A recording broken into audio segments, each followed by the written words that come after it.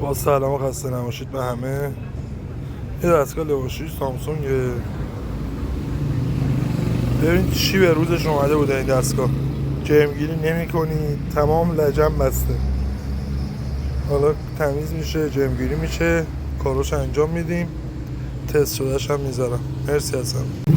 همون لباسشویی سامسونگه سه نظامش هم باز کردم چون مشتری میگفت خیلی میلرزه. ببین همینا باعث میشه که دستگاه از ساعت در میاد بیرون، لرزش زیاد ایجاد میکنه حتی اگه بربرنگ سالم باشه.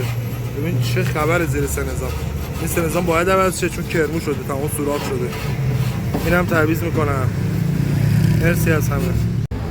آقا جا این تعویض سه نظام نو، یه سه نظام اسپی شرکتی خوب براش انداختیم.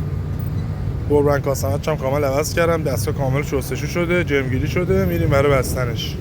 تست کامل آخرش هم بازم براتون میذارم. خب تست دستگاه سامسونگ همه چی عالی. موتور یه ایراد کوچیک داره که دیگه اونم براش رفعش کردیم، نمیشه دیگه، هزینه خیلی میرفت بالا، ولی دستگاه عالی شد. مرسی از